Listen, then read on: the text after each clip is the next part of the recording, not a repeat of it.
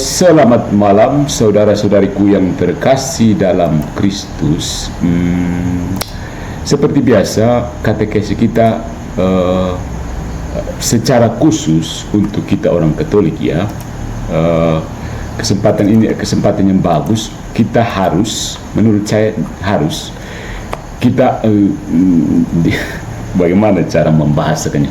Untuk membahasakannya dan baik, saya sedang merangkai sebuah puisi untuk diberikan kepada audiens saya yang pada malam hari ini hadir bersama saya di sini. Jadi video ini sebagai respon dari video Pak Deki Nggadas dan seperti ini. Saya mau mengajak kita, terutama orang-orang Katolik, mari kita beri tepuk tangan untuk Pak Deki Nggadas, ya, sang megafon abadi yang tanpa lelah mengulang protesnya terhadap gereja Katolik. Tanpa disadarinya, Pak Deki yang terhormat justru membantu gereja semakin menegaskan kebenaran ajarannya. Seperti kertas pasir yang kasar dan berisik, Pak Deki Nggadas tak henti-hentinya menggosok hanya untuk membuat pemahaman umat Katolik semakin halus dan murni. Terima kasih Pak Deki, teruslah berjuang. Itu pesan dari kami ya orang Katolik. Jadi kita akan menjawab langsung dari judul videonya, yang video terbarunya itu VV 243, gereja-gereja Protestan tidak valid. Jawabannya iya. Seperti yang sudah bisa diduga, Deki dan kawan-kawannya kembali dengan rutinitas favorit mereka, menggelar panggung protes, menyusun potongan-potongan sejarah yang dipilih dengan cermat agar sesuai dengan agenda mereka, dan berharap bahwa dengan menunjuk kesalahan Katolik, kebenaran mereka otomatis terjamin. Cie-cie. Sayangnya Pak Deki dan kawan-kawan, dunia tidak bekerja seperti itu. Membongkar rumah orang lain tidak serta-merta membangun rumah sendiri, ya kan? So, pertanyaannya, apakah gereja-gereja Protestan tidak valid? Jawabannya iya, tidak valid. Validitas gereja-gereja Protestan dalam pandangan Katolik. Dalam ajaran Katolik, validitas suatu gereja biasanya dilihat dari dua aspek utama. Yang pertama, validitas sakramental. Apakah gereja tersebut memiliki sakramen yang sah, terutama ekaristi dan imamat. Dan yang kedua, kesatuan dengan gereja yang didirikan Kristus.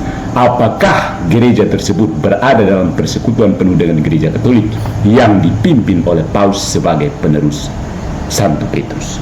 Berdasarkan dua kriteria ini, saudara-saudariku yang terkasih maupun saudara-saudariku yang terpisah, gereja Katolik membedakan antara gereja-gereja yang memiliki suksesi apostolik yang sah dan komunitas gerejawi yang tidak punya suksesi apostolik. Ya, jadi yang pertama, gereja Ortodoks valid karena memiliki suksesi apostolik dan sakramen yang sah. Gereja Protestan tidak valid sebagai gereja sejati, sorry to say, tetapi tetap memiliki unsur kebenaran dan bisa sedikit menjadi sarana keselamatan, karena toh banyak ajaran Katolik yang diajarkan di situ, bukan? Jadi meskipun gereja Katolik tidak menganggap gereja Protestan sebagai gereja dalam arti penuh, mereka tetap dihormati sebagai komunitas yang berusaha sekuat tenaga mengikuti Kristus yang diajarkan gereja Katolik. Namun untuk kepenuhan iman, kesatuan dengan gereja Katolik tetap diperlukan. Karena dua poin inilah dan kenyataan bahwa Protestan tidak punya suksesi yang valid, maka mereka akan terus-menerus menyerang suksesi apostolik dalam gereja Katolik dan gereja Ortodoks. Kita akan melihat apa alasan mendasar di balik penolakan tersebut. Sebab pada dasarnya Protestan tidak punya landasan metafisik yang jelas. Jadi seperti biasa, mereka akan protes-protes, mereka pikir dengan bongkar rumah orang lain, mereka sedang membangun rumahnya. It doesn't make sense. Kalaupun kamu buktikan gereja Katolik salah, tidak otomatis Protestan jadi benar. Protestan kan sudah dianatema kan. Jadi membuktikan bahwa gereja Katolik salah tidak mengembalikan anatema. Anatema yang dilakukan oleh gereja yang sah dalam bimbingan Roh Kudus. Yang menolak akan protes sampai kiamat dan akan dijadikan kertas pasir untuk menggosok pemahaman orang Katolik supaya menjadi semakin halus dan murni. Bukankah demikian? Nah, mari kita lihat refutasi Katolik terhadap keberatan Protestan tentang suksesi apostolik. Jadi, Gereja Katolik memberikan sanggahan teologis, historis, dan filosofis yang kuat terhadap keberatan Protestan manapun mengenai suksesi apostolik. Ya. Berikut beberapa argumen utama. Yang pertama, menjawabi keberatan sola scriptura. Ya, sola scriptura ini biang perpecahan, blueprint kekacauan dalam kekristenan. Ya. Yang pertama, Alkitab mengajar tradisi apostolik, bukan hanya teks tertulis. Ini fakta. Ini bukan doktrinnya, ini fakta. Alkitab mengajar tradisi apostolik, bukan hanya teks tertulis. 2 Tesalonika bab 2 ayat 15. Berpeganglah pada ajaran yang kamu terima dari kami, baik melalui perkataan kami, lisan, maupun surat kami, tulisan. Artinya, saudara-saudariku, otoritas Kristen tidak hanya berasal dari Alkitab, tidak, tetapi juga tradisi lisan para rasul yang dilestarikan melalui suksesi. 1 Korintus bab 11 ayat 2. Pujianku ialah bahwa kamu tetap mengingat aku dalam segala hal dan berpegang pada tradisi yang teruskan kepadamu. Tradisi, kata aslinya paradosis, mencakup struktur gereja, liturgi, dan pengkabisan. Ya, itu yang dimaksud dengan tradisi. Ya. Yang kedua, Yesus tidak menulis perintah tertulis, tetapi mendirikan gereja yang hidup. Yesus tidak pernah menulis perintah tertulis, tetapi mendirikan gereja yang hidup. Matius bab 28 ayat 19 sampai 20. Pergilah, jadikanlah semua bangsa muridku. Aku menyertai kamu sampai akhir zaman. Ini adalah mandat lisan, bukan perintah untuk menulis Alkitab. Menulis Alkitab itu inisiatif gereja Katolik.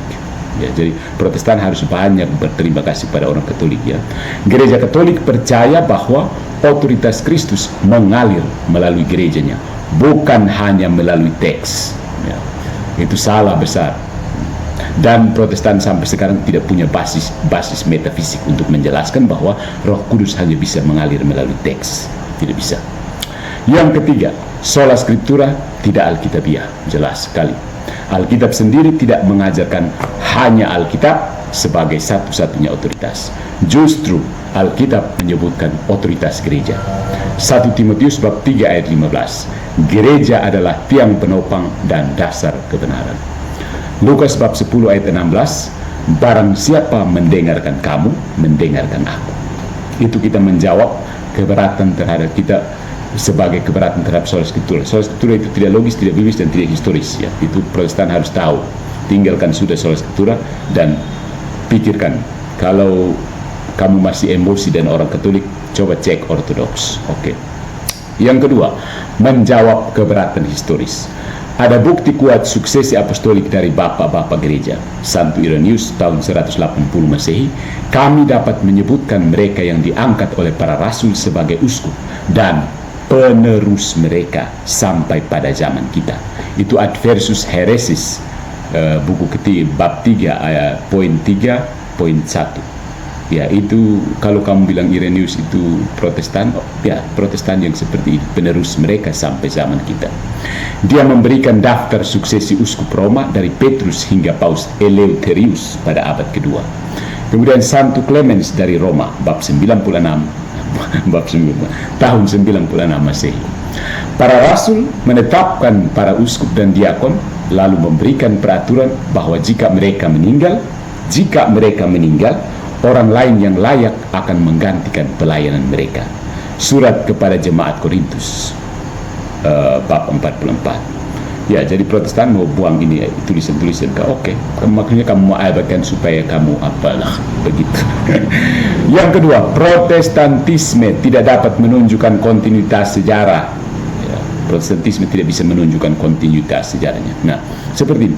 Jika suksesi apostolik tidak penting, mengapa kenyataan yang terjadi adalah Luther, Calvin, dan Zwingli itu harus memisahkan diri dari gereja yang sudah ada? Itu berarti gereja yang sudah ada itu ada kontinuitas sejarah, bukan? Ya kan? Begitu. Jadi gereja Katolik dan Ortodoks memiliki catatan sukses yang jelas, sementara Protestan tidak. Protestan tidak. Jadi kenapa? Ya.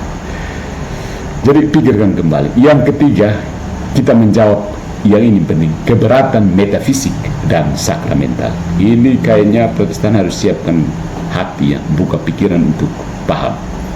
Yang pertama, prinsip ex opere operato versus ex opere operantis. Ex opere operato itu prinsip Katolik, ex opere operantis itu prinsip Protestan. Nah, Protestan, untuk Protestan di sini kalau ada Protestan camkan, sakramen sah jika firman diberitakan dan ada iman. Itu prinsipnya, artinya ex opere operantis ya. Ex opere operantis itu bahasa Latin yang artinya berasal dari tindakannya ex opere operantis. Ex opere operato itu terlepas dari pelayan iman, tergantung pelakunya ya. Sakramen sah itu tergantung dari pelakunya. Tapi kalau Katolik ex opere operato. Katolik itu sakramen sah karena kuasa Kristus yang bekerja melalui ritus yang valid. Jadi tindakannya itu, pekerjaan itu yang valid. Kalau Protestan pekerjaannya yang valid ya, karena iman situ. Ex opere operato, terlepas dari iman pelayan. Nah, argumen Katolik itu, jika sakramen bergantung pada iman Pak Pendeta Deking Gadas misalnya, maka validitas sakramen menjadi subjektif karena tergantung dari Deking Gadas, MBM Almofu, siapa Ivan Bartels dan seterusnya. Tidak bisa apa sakramen tergantung dari kaum pemuka yang tidak jelas. Begitu. Yang kedua, Yohanes bab 20 ayat 23, yang kamu ampuni diampuni. Ini menunjukkan kuasa diberikan secara objektif kepada para rasul. Objektif, ingat, kata objektif ini kayak tidak ada di Protestan ya. Tidak ada ya. Apa yang objektif dari ajaran Protestan? Tidak ada. Ya. Dan yang kedua, imamat am versus imamat hierarkis. Imamat am, priesthood of all believers, versus ministerial priesthood. Imamat am itu versi Protestan, varian baru dari Protestan, sementara imamat hierarkis itu tradisional ya. Yang pertama, Protestan, semua orang percaya adalah imam. 1 Petrus dengan mengutip seperti biasa, 1 Petrus bab 2 ayat 9. Jadi tidak perlu imamat khusus. Maksudnya mereka tambah imamat khusus tidak perlu, ini dari mana? Itu kan tambahan Protestan kan. Katolik, imamat am tidak sama dengan imamat jabatan ya. Yang dilupakan Protestan adalah Ibrani bab 5 ayat 4. Tidak seorang pun mengambil kehormatan ini bagi dirinya sendiri, tetapi dipanggil oleh Allah. Kisah para Rasul bab 6 ayat 6 dan 1 Timotius bab 4 ayat 14, penumpangan tangan menunjukkan otoritas khusus yang diturunkan. Ya, Protestan kenapa sengaja langgar ini ayat tuh? Ya kan, saudara-saudariku yang terpisah. Poin yang keempat, kita menjawab klaim tentang invisible church atau gereja yang tak kelihatan. Jadi menurut Protestan, ya kita tegaskan, orang Katolik menegaskan bahwa gereja adalah tubuh Kristus yang nyata, bukan hanya halusinasi spiritual ala Protestan.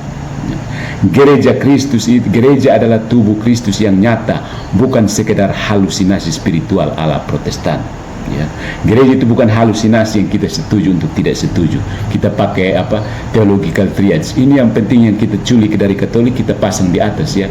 Yang kita punya bidat-bidat dong kita bawa di bawah, tidak esensial. Jadi kamu bebas mau bidat apa terserah. Begitu ke Protestan. Kamu bebas bidat apa terserah. Yang penting yang kita ambil dari Katolik itu tidak boleh tidak boleh abaikan. Jadi bidat saja terserah, yang penting Trinitas, ketuhanan Yesus yang diculik dari Katolik itu kita pasang sebagai yang utama, bukan? Coba jujur, sebenarnya itu yang terjadi, bukan? Bidat-bidatnya terserah, yang pentingnya kita culik dari Katolik, kita pakai saja. Ya, kalau kamu tidak pakai yang kita ambil sama-sama dari Katolik, itu kamu melemahkan, kamu tidak layak disebut Kristen. Iya kan? Di sini yang Protestan biasa begitu kan? Yang diculik dari Katolik kamu pakai itu sebagai main doktrin. Yang kamu punya bidat semua itu yang dikumpulkan jadi tidak esensial. Tidak esensial maksudnya bidat-bidat masuk di situ sudah. Jadi kamu pakai yang ambil dari Katolik, oke, ini main doktrin. Yang bidat-bidat dong silahkan sisip di situ. Enak aja bikin theological triads. Theological triads itu tanda Protestan sudah kewalahan karena fragmentasi yang tidak berhingga. Supaya tahu, Bunda Maria saksinya, orang Kristen pertama yang taat, begitu. Jadi gereja adalah tubuh Kristus yang nyata, bukan, sekali lagi, bukan halusinasi invisible spiritual ala Protestan yang tidak jelas itu, ya. Efesus bab 4 ayat 11 sampai 12. Dia memberikan beberapa orang sebagai rasul, nabi, pemberita Injil, gembala, dan pengajar untuk memperlengkapi orang-orang kudus. Itu. Dia tidak kasih Alkitab. Sampai di sini tahu Protestan, jangan terlalu putar keliru, menyesatkan banyak orang Katolik, begitu. Banyak orang Kristen yang sejati, yang mau tunduk terhadap otoritas, ya. Kamu hanya mau menyarankan individualisme bebas yang hasilnya sekularisme dan ateisme, ya. Siapa yang mau jaga kamu untuk tidak jatuh ke dalam ateisme, terjerembab, ya. Terakhir kamu harus nempel. Kita akan lihat bahwa kamu memang harus nempel terus ke Katolik. Walaupun kamu protes, kamu tidak bisa lari dari Katolik. Makanya triknya itu teologi patriarch. Kamu pasti yang main doktrin adalah yang kita culik dari Katolik, yang tidak esensial itu kamu masukkan bidat semua di situ. Kumpulan bidat semua ada di doktrin tidak esensial, ya. Struktur gereja adalah ilahi, bukan sekedar organisasi manusia seperti organisasi komunitas-komunitas Protestan dimanapun Anda berada. Ini fakta, ya, bukan kebencian. Kebencian terhadap gagasannya karena memang merusak orang Kristen. Banyak orang Kristen rusak karena Protestantisme. Ini penting tahu, harus tegas. Tidak bisa hanya elus-elus kamu lalu jatuh ke dalam apa tapi masih mau sebut diri Kristen. Mempermalukan kekristenan, ya, ingat, ya. Yang kedua, Yesus mendirikan gereja yang terlihat, ya. Matius bab 16 ayat 18. Engkau adalah Petrus, di atas batu karang ini aku akan mendirikan gerejaku, ya. Jadi gereja itu berdiri di atas batu karang, bukan pasir berserakan dari fragmentasi ala Protestan denom ribuan itu. Itu pasir berserakan, bukan batu karang, ya. Gereja didirikan di atas Petrus, bukan hanya iman simbolis. Jika gereja hanya tidak kelihatan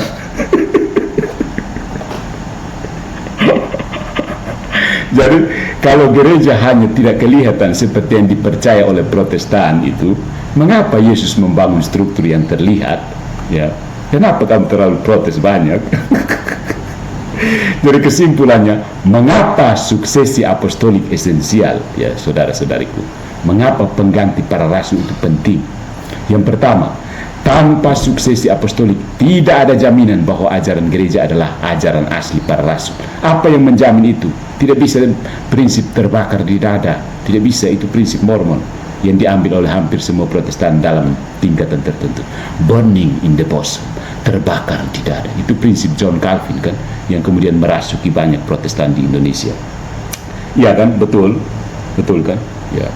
Itu pertama, tanpa suksesi apostolik tidak ada jaminan bahwa ajaran gereja adalah ajaran asli para rasul. Lu mau kembali kitab suci, lu ikut tafsiran siapa, basis filosofinya apa, hermeneutik metode apa, tradisi mana, itu tidak bisa, ya.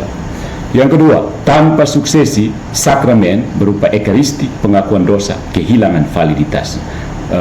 Orang-orang Katolik yang menolak suksesi tahu diri, makanya mereka membuang semua sakramen, hampir semua sakramen. Karena yang buat Protestan itu kan orang Katolik, jadi mereka tahu diri bahwa tanpa suksesi kita tidak bisa merayakan sakramen. Akhirnya sakramen dihapus, bukan? Dia tidak usah putar balik lagi, begitu. Yang ketiga, Protestan tidak dapat menunjukkan garis otoritas yang jelas dari Kristus. Ingat, dari Kristus, ya. Protestan tidak dapat menunjukkan garis otoritas yang jelas dari Kristus hingga hari ini. Protestan hanya bisa mengambil bukunya Katolik, membuang sebagian, disesuaikan dengan maksudnya, kemudian protes-protes ke Katolik. Apa landasan objektif Protestan? Poin ketiga ini penting. Protestan, tidak satupun Protestan bisa menunjukkan garis otoritas yang jelas dari Kristus sampai detik ini, sampai hari ini. Jadi misalnya saya tanya dengan penuh hormat kepada Deacon Garas, buktikan kepada saya bahwa kamu mendapat penunjukan langsung dari Yesus Kristus untuk mengajar, ya. Karena mengajar tentang Tuhan itu butuh otoritas ilahi, bukan butuh S25 Ultra hasil sekolah di sekolah tinggi tidak jelas, ya, gitu, ya. Penting, ajaran tentang Tuhan itu otoritas ilahi, bukan otoritas self-claim, ya.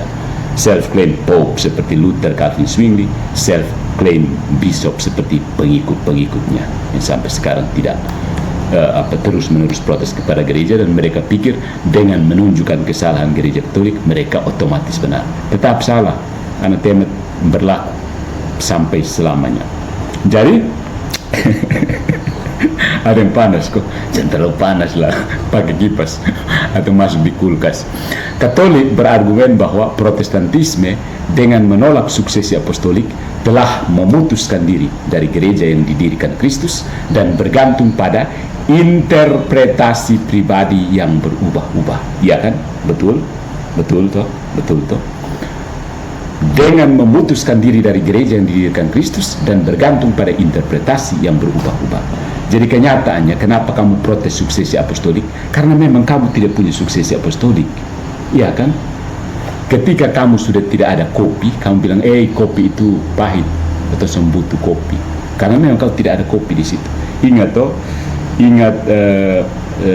dongeng, fabel tentang rubah. Dia berusaha, dia lihat buah anggur yang matang di dalam kebun, dia keliling-keliling mau masuk, tidak ada lubang untuk masuk, akhirnya dia mengomel, persetan itu anggur asam semua. Tapi masalahnya dia tidak bisa masuk untuk ambil itu anggur, begitu. Jadi you tidak punya suksesi apostolik, tetapi mau menegaskan keberadaan diri, ya you harus mati-matian tolak suksesi apostolik, seolah-olah suksesi apostolik itu tidak ada. Aneh sekali kan. Jangan tertipu dengan putagliu Protestan ya orang Katolik. Nah, perbandingan singkat saja untuk kita pahami kenapa Protestan kok begitu getolnya menjadi kertas pasir, begitu senang semangat menjadi kertas pasir untuk menggosok orang Katolik. Yang pertama, isu. Kita lihat isu antara Protestan dan Katolik. Isu apa saja yang membuat terjadinya perbedaan pandangan tentang suksesi apostolik. Pertama, isu tentang otoritas tertinggi. Protestan itu kita tahu sola scriptura, hanya Alkitab. Nanti mereka tambah bahwa sola scriptura artinya bukan sola scriptura, tapi tambah dengan kau pun otak dan tambah dengan ini. Kau suka kau pun apa, Calvin atau Luther atau siapa pun otak begitu. Jadi tambah otak-otak di situ dong. Maksudnya sola scriptura itu mereka bilangnya hanya Alkitab, tapi tidak. Maksudnya sola scriptura itu tambah dia pun otak dengan Luther atau Calvin atau Zwingli pun otak, atau tambah lagi dengan Ellen G. White pun otak, atau siapa lagi ini Charles Taze Russell pun otak begitu. Jadi sola scriptura artinya otak Protestan tambah bukunya orang Katolik begitu. Kemudian kalau prinsip Katolik pasti kita tahu kan, Alkitab, tradisi plus magisterium, jelas. Jadi kesalahan Protestan adalah ketika mereka pakai sola scriptura, mereka datang paksa orang Katolik supaya ikut mereka pun sola scriptura yang tidak jelas itu. Yang ujung-ujungnya sola scriptura tambah otak pendetanya, tambah otak orang Katolik pembangkang, antara trio kuek-kuek salah satunya Luther, Calvin atau Zwingli, ya kan, betul kan? Yang kedua, suksesi apostolik. Isu tentang suksesi apostolik, Protestan tidak perlu, cukup ajaran rasuli. Dan kenyataannya karena tidak ada kan. Kalau tidak ada, perlu mencari dari mana? Karena itu barang kan tidak bisa dibuat. Ya, itu dia hanya terjadi dengan sendirinya melalui sejarah, saudara-saudariku. Jadi you tidak bisa buat. Ya, jadi kalau akhirnya kamu harus bilang tidak perlu, karena mau klaim bagaimana? Akhirnya bilang sudah kita sola fide, sola-solaan saja kan. Orang Katolik yang buat Protestan itu profesor teologi, 2 orang, yang satunya ahli hukum, dia sudah tahu. Makanya dia kasih style kamu pakai Tuhan yang robot ala Calvinis, predestinasi kan. Kalau kamu dipredestinasi jadi Protestan dan orang lain dipredestinasi jadi Katolik, kenapa protes-protes ke Katolik? Ya kan, kamu kan sudah dipredestinasi jadi Protestan Calvinis.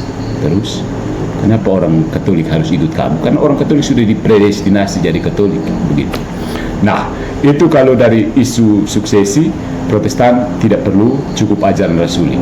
Karena orang Katolik yang terpental dari gereja Katolik itu tahu bahwa memang mereka sudah terbuang dari suksesi apostolik, tidak bisa klaim lagi. Ya, tidak bisa klaim lagi kan? Jadi mau buat bagaimana? Ya terakhir sudah tidak usah perlu. Akhirnya konsekuensi sakramen tidak bisa ada. Orang Katolik diperlukan untuk validitas gereja dan sakramen. Valid hanya kalau ada suksesi apostolik. Tidak bisa kau baca-baca Alkitab dibangun gereja. Sorry, berhenti. Baca-baca Alkitab pakai kau otak. Kau pikir Roh Kudus senang sekali dan kau otak yang total depravity itu. Kemudian isu tentang struktur gereja. Protestan itu fleksibel berdasarkan karunia. Jadi dia dulu rasa dapat seruan Roh Kudus, dia panggil orang. Kita bikin gereja baru ya, kita namakan Denom Bersama Memuji Tuhan, begitu. Bersama menyembah Tuhan, karena mereka bilang mau menyembah pakai cara apalah begitu. Jadi struktur gereja itu fleksibel dan berdasarkan karunia. Sedangkan Katolik itu hierarkis, uskup, imam, diakon. Dan ini sudah tercatat jelas dalam Konsili Nicea. Ya, Nicea. Saya sudah pernah bilang Protestan itu pakai cherry picking dari Konsili Nicea. Suka-suka saya. Dan mereka sebenarnya tidak ikut Konsili Nicea secara utuh, tapi omong konsili ini mereka seolah-olah bertanggung jawab di depan konsili. Tidak. Itu juga konsilinya orang Katolik, bukan orang Protestan. Protestan belum ada. Yang berikutnya isu tentang sakramen. Protestan itu bergantung pada pemberitaan firman. Ya, firman tambah otaknya yang tidak jelas. Bergantung pada pemberitaan firman. Kalau firman tidak mungkin terlepas sendiri, kan seseorang harus membaca. Seseorang yang S25 Ultra harus baca itu Alkitab. Ya. Orang Katolik sah karena kuasa Kristus sendiri, bukan tergantung dari pendeta A, pendeta B, pendeta C, X, Y, Z. Tidak. Sakramen itu sah karena kuasa Kristus sendiri, ex opere operato, tidak tergantung dari Patris Allegro atau Alphonse Kolok. Ekaristi tetap sah, ya. Tidak tergantung pausnya mau sifilis atau tidak sifilis, ya. Dengan demikian gereja Katolik memandang suksesi apostolik sebagai syarat mutlak bagi kesatuan, kekudusan, dan keaslian iman Kristen, ya. Ya. Jadi itu Gereja Katolik memandang suksesi apostolik sebagai syarat mutlak bagi kesatuan, satu, kudus, dan Katolik dan apostolik. Itu asli. Itu artinya Kristen asli. Kalau Kristen KW, lu mau jungkir balik ke mana, terserah. Orang tahu saja kamu Kristen KW. Ya kan? Ya.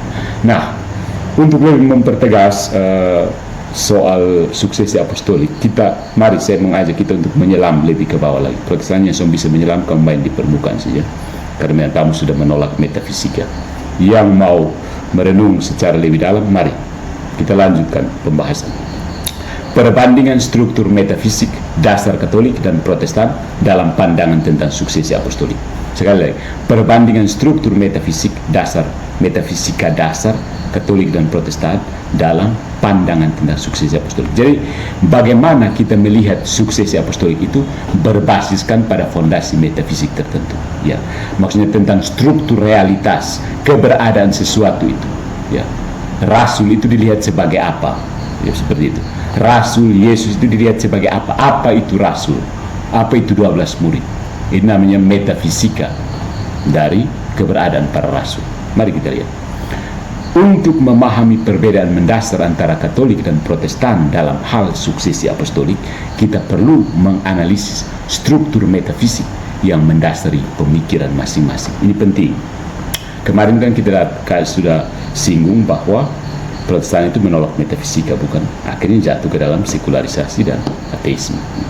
Struktur metafisika Katolik, ontologi sakramental itu maksudnya keberadaan sebagai sarana keselamatan, keberadaan sarana untuk keselamatan, dan otoritas institusional, ya. Ada ontologi adanya sakramen dan adanya otoritas institusional. Yang pertama menyangkut keberadaan, kenyataan sakramental, kenyataan sarana keselamatan, adanya sarana keselamatan, atau kita pakai istilah teknis realisme sakramental. Prinsipnya seperti ini, saudara-saudaraku. Sakramen atau sarana keselamatan, mysterion kalau dalam bahasa Yunani, sakramen memiliki daya keselamatan, punya power untuk menyelamatkan, ya. Ex opere operato, karena kuasa Kristus bekerja secara objektif melalui ritus yang valid. Bisa tangkap kan? Jadi sakramen itu punya power, punya daya untuk menyelamatkan, ex opere operato. Itu karena kuasa Kristus sendiri yang bekerja secara objektif melalui tindakan yang valid, tindakan yang dilakukan oleh Kristus sendiri, ya. Dan implikasinya suksesi apostolik adalah rantai ontologis, rantai mendasar, ya, mata rantai mendasar, jaringan mendasar yang menghubungkan gereja dengan Kristus secara nyata. Ingat, secara nyata, bukan serba halusinasi, seperti ala Protestan. Kita terhubung dengan para rasul hanya hasil halusinasi kan. Ya, suksesi apostolik adalah rantai ontologis yang menghubungkan gereja dengan Kristus secara nyata. Itu nyata, maksudnya sebagai manusia, jiwa dan badan, kita tidak pakai rohani saja untuk berhubungan dengan Tuhan. Tidak, jiwa dan badan itu berhubung betul-betul.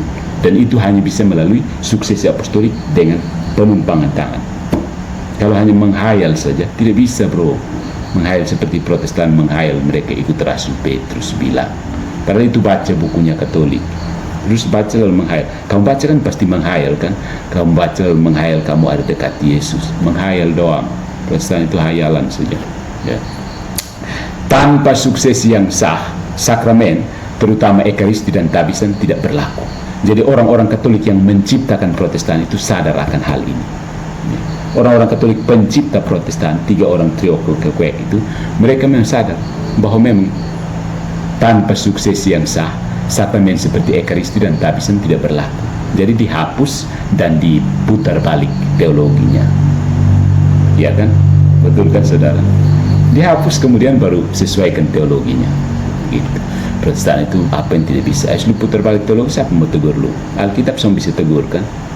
Tinggal cari ayatnya selesai. Ya, begitu. Sola Scriptura itu kan trik manipulasi Alkitab, ya kan?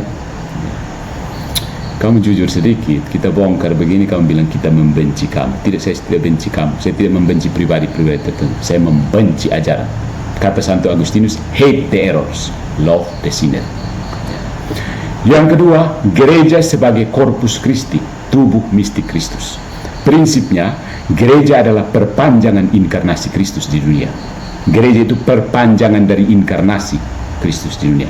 Protestan dong bilang Yesus ada di sini, mari kita berdebat saja. Begitu. Di Protestan itu tiap kali ajak Patrice Allegro, Alphonse Kollo untuk debat, karena Kristus ada lagi, dia yang ganti Kristus. Tiap pendeta Protestan dia yang ganti Kristus. Tidak tahu dia ganti dari mana.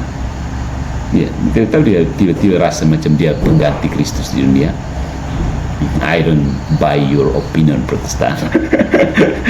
Gereja itu adalah perpanjangan inkarnasi Kristus di dunia. Aku akan menyertai kamu sampai akhir zaman. Implikasinya, struktur hierarkis itu ada paus, uskup, imam. Itu adalah bagian dari tatanan ilahi, ordo divinum, ordo divinus. Ya, bukan sekedar organisasi manusia yang Protestan. Kalau Protestan memang organisasi manusia. Mereka yang terpental keluar dari struktur ilahi ini membentuk jaringan sendiri yang namanya Protestan. Kerjaannya tiap hari protes Katolik. Ya kan? Betul toh? Nah, begitu. Jadi kalian terpental dari tatanan ilahi, buat sendiri organisasi manusia, lalu ajak orang Katolik supaya masuk ke dalam kekacauan yang kamu ciptakan itu. Orang Katolik bilang, bro, kamu cukup jadi pasir gosok di situ. Gosok orang Katolik lain supaya jadi halus dan murni pemahaman terhadap iman Katolik. Persis seperti itu. Yang kedua, otoritas mengajar atau magisterium itu bersifat ilahi karena berasal dari Kristus melalui para rasul. Ya, jadi begitu terputus dari suksesi apostolik, sebenarnya you tidak punya hak untuk mengajar tentang Tuhan. Orang Katolik bilang, lu siapa kau berdiri di situ? Lu ambil itu Alkitab, baca-baca di kamar, lalu berdiri kau memaksa kami mau ikut lu. Orang Katolik akan tanya begitu. Pendeta siapa saja? Ya ini teman-teman Protestan harus tahu. Orang Katolik prinsip mendasarnya seperti itu. Lu ketemu rasul di mana? Sehingga lu ambil itu buku, lu baca, lalu lu paksa kami supaya ikut lu pun tafsiran. Coba. Tadi pagi itu kamu pergi di gereja itu, ada satu orang kan, dia naik di depan, lalu dia jelaskan ke siapa yang dia mengerti tentang kitab suci, lalu paksa kamu supaya ikut dia pun tafsiran, bukan? Tinggal balik ke dia bilang, lu ketemu rasul kapan? Atau lu ambil baca itu bukunya orang Katolik?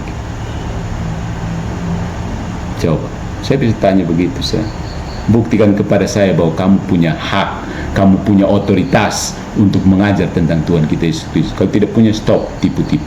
Mau tipu orang yang mau senang ikut kamu, terserah. Ya, dengan cara mengejek-ejek Katolik, halu, dongeng, umat ini tunduk seperti ini, boneka pencet, terserah. Orang mau jadi boneka pencet, lu di situ emosi.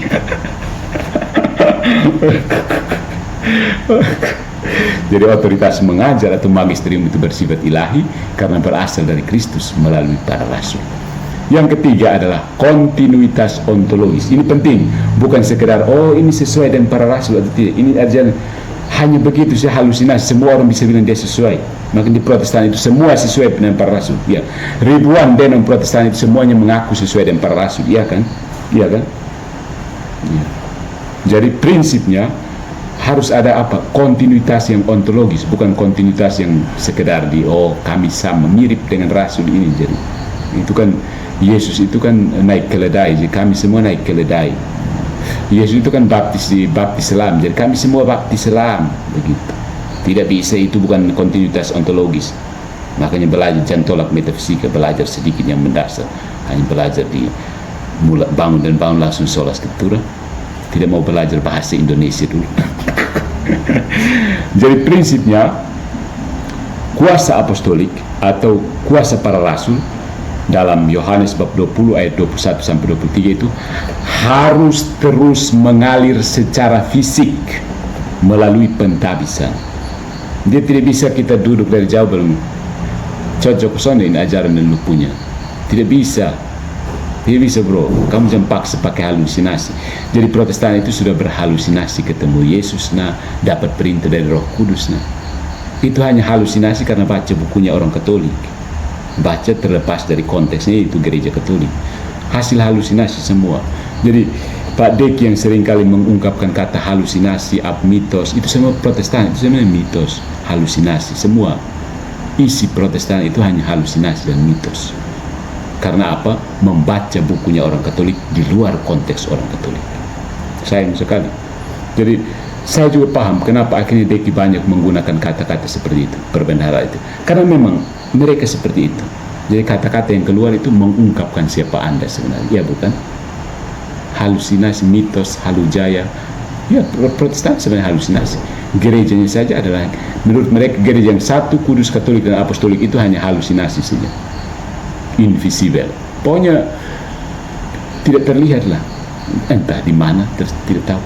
Protestan pun aneh-aneh sampai begitu. Harus ada kontinuitas ontologis ya. Implikasi, ada garis suksesi uskup atau garis yang jelas antara pergantian para rasul. Itu merupakan DNA spiritual, semacam kode genetik rohani dari gereja, kode etik, kode DNA spiritual dari gereja yang menjamin kesenambungan iman yang benar. Harus ada basis metafisik. Tidak bisa hanya karena saya pikir ini sesuai dengan rasul. Oke, kalau di sana bilang tidak sesuai, nanti kamu mau pertahankan dengan cara apa? Terakhir maki-maki yang di sana sudah. You bodoh, you boneka pencet. Tidak bisa seperti itu, bro. Harus pertahankan posisi, bukan kasih apa orang boneka pencet kan orang. Tidak bisa, itu bukan cara mengajar yang gentle begitu. Jadi jika terputus seperti yang terjadi pada trio kuek-kuek, yaitu Luther, Calvin dan Zwingli, gereja kehilangan hakikatnya sebagai gereja Kristus. Yang terjadi sebagaimana yang kita katakan di awal tadi, kumpulan orang-orang komunitas yang mirip seperti gereja, yaitu komunitas-komunitas Protestan itu adalah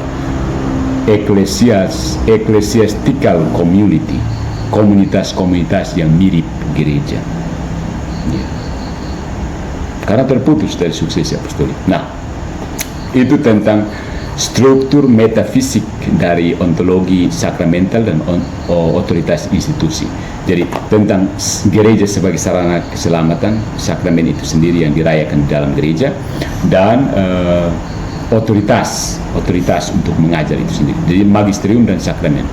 Yang berikut ini tentang struktur metafisik Protestan. Karena mana dia kacaunya Protestan? Mari kita lihat. Mari kita mengurai benang kusut Protestan. Ya, pasti Deki akan marah-marah. Protestan tidak kacau. Kalau Protestan yang mana dulu? Protestan yang tradisional seperti Lutheran, Anglikan, Presbyterian, oke, masih sedikit mirip Katolik, tapi yang semakin ke sini semakin ke sana. Struktur metafisik Protestan itu ada pada otoritas firman dan imamat rohani. Rohani kan, roh saja. Protestan ini hanya roh saja yang gentayangan di muka bumi kan. Kamu itu roh semua kan. sehingga imam juga rohani. Gerejanya juga gereja rohani. Nanti naik mobil juga naik mobil rohani. Nominalisme teologis. Ada nominalisme teologis. Nomina. Otoritas berdasarkan firman, bukan ritus. Jadi there is no objective reality. Hanya ada sebutan saja, firman saja, bunyi-bunyi teks saja. Bunyi teks, kesesuaian antar kata saja. Nomina saja, sebutan saja. Nomen, nama-nama.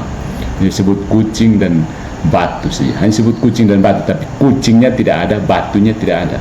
Mana batunya seperti apa? Itu tidak dijelaskan. Pokoknya tahu sebatu. Jadi batu yang mana? Batunya seperti apa? Itu Protestan tidak peduli. Yang penting batu. Ya, ini kan kunci utama dari Protestan kan. Yang penting Yesus. Yesusnya mempunyai adik kandung, dia punya mama mau tetap perawan, dong tidak peduli. Ya kan? Yang penting batu. Jadi nomina saja. Yang penting sebut Yesus, selesai. Tidak ada sesuatu yang objektif dalam Protestan. Yesus kamu itu telinganya 2 atau 1. Pasti mereka bilang tidak ada ini. Tidak ada ayatnya kan? Jadi ketika orang Katolik bilang Yesus telinganya 2, itu tidak ada ayatnya. Iya kan? Coba. Itu perdebatan tentang banyak hal, perdebatan itu boleh begitu sih. Orang Katolik menegaskan bahwa Yesus punya telinga 2. Protestan bilang tidak ada ayatnya. Yesus pasti tidak telinga 2. Iya kan? Begitu. Jadi prinsip dari Protestan itu hanya Alkitab, kita tahu. Sola Scriptura yang merupakan otoritas tertinggi, bukan tradisi atau hierarki. Walaupun kita sudah review berulang-ulang. Implikasinya, suksesi apostolik tidak esensial, ya, karena yang penting adalah kesetiaan pada Alkitab, bukan rantai penapisan. Dan sakramen sah jika firman diberitakan dengan benar, ex opere operantis. Nah, konsep benar ini yang bermasalah. Konsep benar ini yang bermasalah. Sakramen sah jika firman diberitakan dengan benar. Dari 60.000 denom itu mana yang benar? Yang baptis selam atau yang baptis percik? Yang baptis anak kecil atau yang baptis orang dewasa? Bakalai sudah supaya nonton. Jadi yang kedua, mereka menganggap gereja sebagai communio fidelium. Gereja itu sekedar persekutuan orang percaya. Kayaknya setan yang percaya Yesus juga masuk dalam gereja Protestan, karena komuni orang percaya, communio fidelium, pribadi-pribadi yang percaya kan. Setan itu kan pribadi yang percaya Yesus juga. Jadi anggota dari gereja Protestan kah? Maybe no. Tapi itu konsekuensi dari pernyataan kalian sendiri. Yang penting percaya Yesus. Ya, setan juga percaya Yesus kan. Bahkan dia yang pertama-tama tahu bahwa Yesus itu anak Allah. Prinsip gereja sejati, ini prinsip Protestan. Gereja sejati adalah kumpulan orang beriman yang tak kasat mata, invisible church. Dan kata lain, gereja sejati itu halusinasi doang. Begitu. Yesus datang untuk mendirikan gereja halu, yang di dalamnya terdapat triage teologi, di mana yang diambil dari Katolik itu yang main doktrin, yang kita punya bidat-bidat dong jadi doktrin yang tidak esensial. Buang saja sekalian, kenapa masih pertahankan itu bidat-bidat dong? Menjadi itu kentara bahwa ketika kamu punya bidat, kamu terpaksa harus buat theological triage, karena kamu mempertahankan kamu punya bidat juga di endorse di situ kan, ya kan? Ya, makanya kau buat yang ajaran-ajaran murni yang kamu ambil dari Katolik, kamu pasang sebagai main doktrin. Lalu kamu untuk memfasilitasi bidat-bidatnya, kamu pakai doktrin tidak esensial.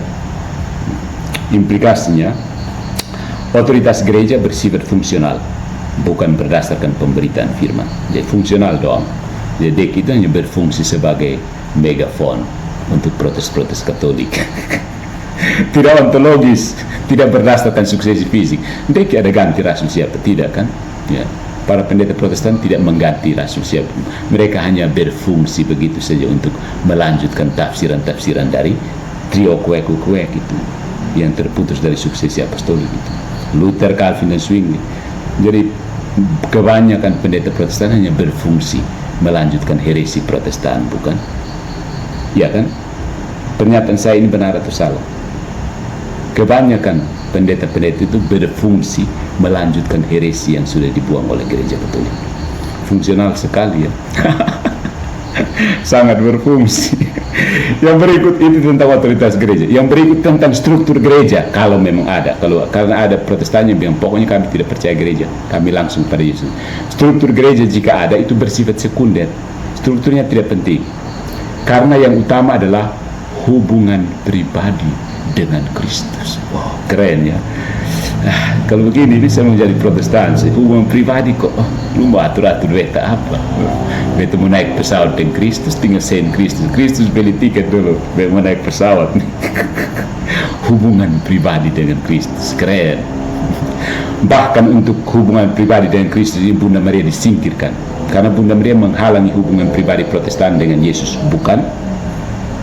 Bahkan Maria ibunya disingkirkan supaya Protestan bisa pacaran dengan Tuhan Yesus. Ya kan? Ya, betul kan? Jadi Protestan itu ibarat orang yang hanya mau pacaran saja, tidak mau nikah. Mau pacaran saja, tidak mau menikah dengan Kristus. Padahal ini prinsip yang paling mendasar dalam kekristenan adalah Allah. Ya, ini bisa tapi camkan. Pernyataan saya ini bisa sangat kontroversial. Tuhan menikah, mengawini manusia. Ini kontroversial. Tapi baca Israel dalam perjanjian lama, pengantin Allah sebagai suami, Israel sebagai istri. Perkawin itu digambarkan dalam kitab Kidung Agung. Perjanjian baru, Kristus sebagai pengantin pria, gereja adalah mempelai pria. Perkawin itu terjadi dalam Ekaristi. Bisa diputar untuk itu, tapi saya tidak bertanggung jawab atas tafsiran Anda. Saya bertanggung jawab atas apa yang saya katakan. Jadi hubungan perkawin itu tidak di Protestan. Protestan hanya mau pacaran doang. Protestan pacaran tidak mau menikah karena menghindari tanggung jawab perkawinan. Begitu. Di Protestan itu anak masih ABG dong, kan, yang mau berkenalan dengan Yesus. Jadi tiap hari hanya mau tanya Yesus makan kau belum? Kau makan bepi antar makanan begitu. Tidak menghindari tanggung jawab perkawinan. Ingat, dalam analogi perkawinan, Protestan itu hanya mau pacaran dengan Yesus.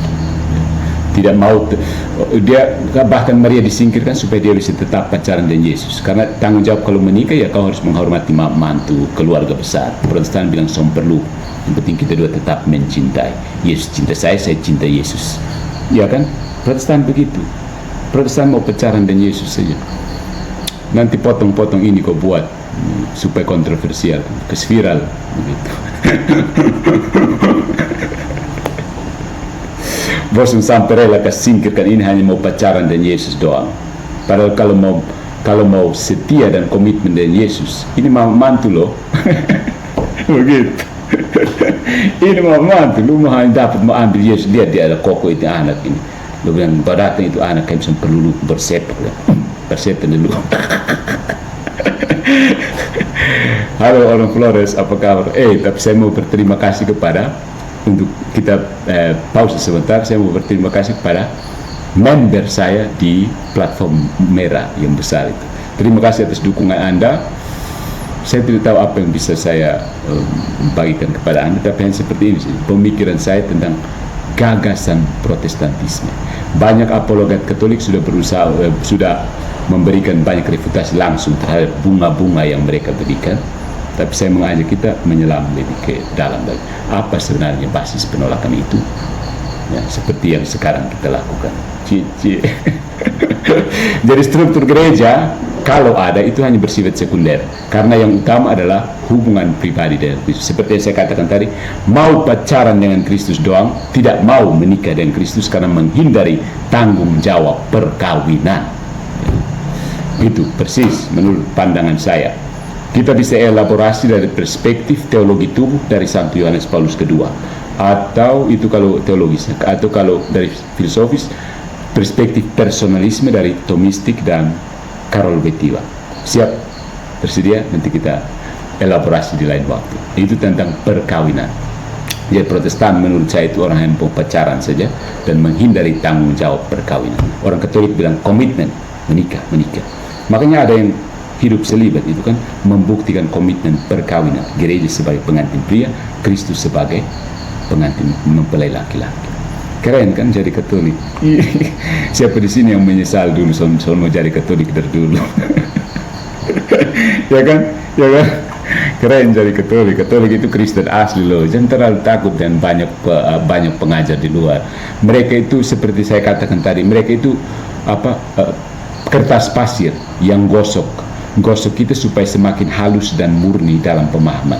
Jadi gosokannya memang bisa sakit, tapi harus berterima kasih karena gosokan itu membuat pemahaman kita semakin murni dan semakin halus. Pemahamannya semakin subtil. Hal-hal yang selama ini kita lihat begitu, tapi digosok-gosok oleh Protestan, tukang protes itu akhirnya semakin halus pemahaman. Keren. Karena apa? Tuhan bisa mengizinkan keburukan kecil untuk kebaikan yang lebih besar. Reformasi Protestan itu diizinkan Tuhan supaya gereja bisa memurnikan diri. Konsili Trente memurnikan ajaran gereja. Itulah reformasi yang sejati ya. Jangan terpengaruh dengan propaganda reformasi ala Protestan, bukan. Itu revolusi Protestan, saudara. Itu sebenarnya ide-ide seperti menolak otoritas dan memperjuangkan kesetaraan. Itu revolusi Protestan, revolusi Prancis, revolusi Bolshevik di Rusia itu begitu sih. Tapi itu Tuhan mengizinkannya supaya kita orang Katolik, gereja Katolik bisa memperhalus dan memurnikan ajarannya sendiri. Itu butuh reformasi.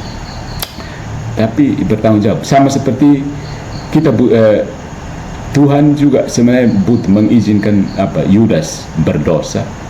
Dengan demikian ada kebaikan besar terjadi. Nah, prinsipnya kembali ke orang itu.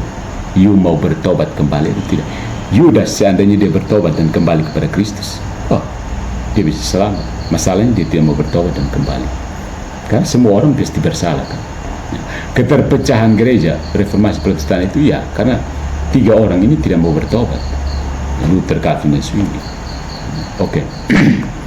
Tragedi sejarah, tapi tragedi itu diizinkan supaya orang Katolik bisa mengasah pemahaman.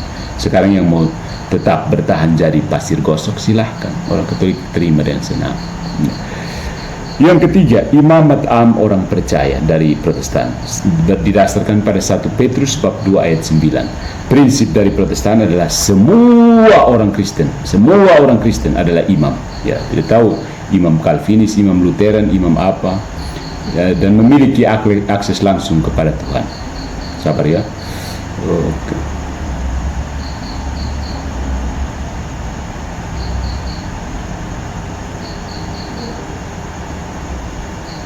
Jadi prinsip Protestan itu semua orang Kristen adalah imam dan memiliki akses langsung kepada Allah. Ini basis filosofi apanya tadi? Perjuangan kesetaraan. Begitu. Implikasinya, saudara-saudari, tidak perlu hierarki klerus yang eksklusif. Ada sedikit inkonsistensi di Protestannya ketika mereka menegaskan imamat umum, pendeta-pendeta mereka mulai mengenakan kolar untuk membedakan mereka dari umat awam. So, apa fungsi imamat am kalau kamu tetap pasang kolar untuk membedakan diri? Ada pendeta Protestan di sini yang bisa jawab?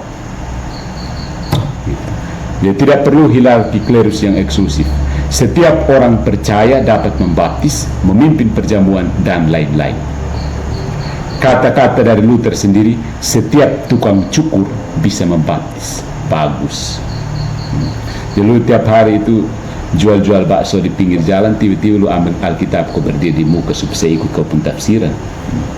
Enak aja. Setiap tukang cukur bisa membaptis. Tepuk tangan. Itu perjuangan kesetaraan dan penolakan terhadap otoritas sudah digolkan, bukan? Bagus. Jadi Protestan itu menyenangkan kan? Setiap tukang cukur pun bisa membaptis. Itu kata-kata dari Luther. Bagus kan? Bunda Maria ada tepuk tangan. Yang ini anak gue, saya pun anak boleh datang mati setengah mati, ini tukang cukur satu dia pipa seorang kas masuk. Nah, itu tentang struktur metafisik dari Protestan, struktur metafisika atau struktur basis metafisika dari Protestan. Sekarang sedikit kita bandingkan ya supaya tetap membekas di hadapan audiens sekalian yang terkasih dalam Kristus maupun audiens sekalian yang berupa saudara-saudara terpisah. Perbandingan struktur metafisik antara basis Katolik dan basis Protestan. Nah, aspek metafisik yang pertama itu hakikat gereja, esensi dari gereja atau apa itu gereja? Gereja itu apa sih?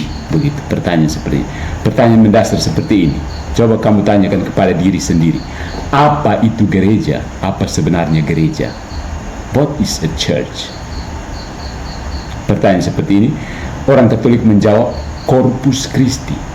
Corpus Christi, bahasa Latin artinya tubuh Kristus. Lebih jelasnya tubuh mistik Kristus. Jadi Katolik, gereja itu Corpus Christi. Protestan apa? Protestan Communio Fidelium, persekutuan Fidelium, orang-orang yang percaya. Nah, orang percaya ini kriterianya apa? Kan tidak ada. Jadi mereka hanya pakai invisible kan.